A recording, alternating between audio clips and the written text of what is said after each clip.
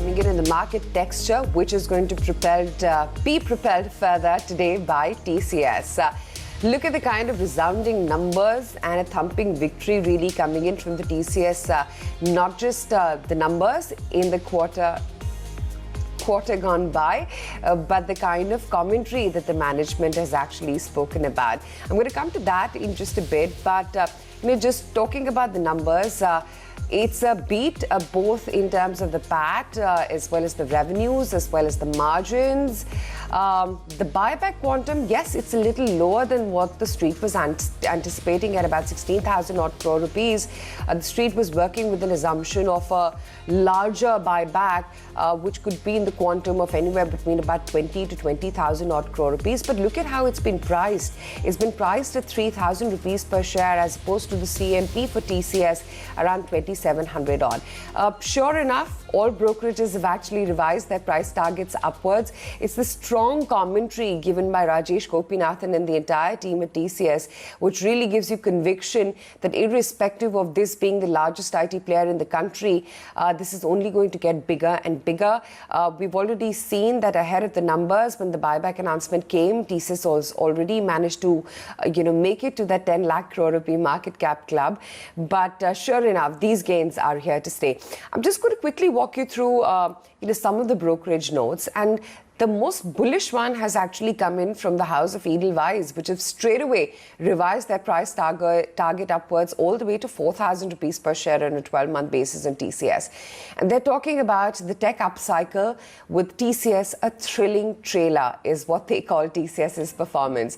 They say that they've kicked off the Q2 earnings with revenues of about $424 million, which is up a good 5%, almost 7.25% in USD terms on a sequential basis, surpassing the street estimates, which came in at a healthy $8.6 billion. That was the TCV win. The company also announced a buyback, which according to them has been key. But the key thing about which has really stood out was not what TCS managed to deliver in the second quarter, or for that matter, the buyback. It's really the management commentary. And three things which really stand out to you from Rajesh Gopinathan's commentary in the press release itself. He's saying that the pandemic is a material catalyst to cloud and digital adoption. We all know as to how Indian IT has really managed to capture a large share of that, and TCS clearly being the big boy there with the largest market share.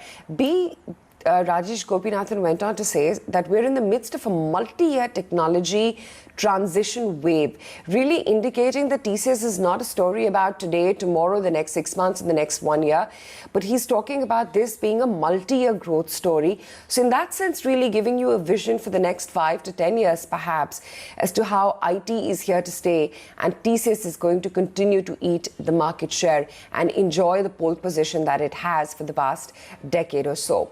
Also saying that growth is attributable to sustainable deals, not one-offs.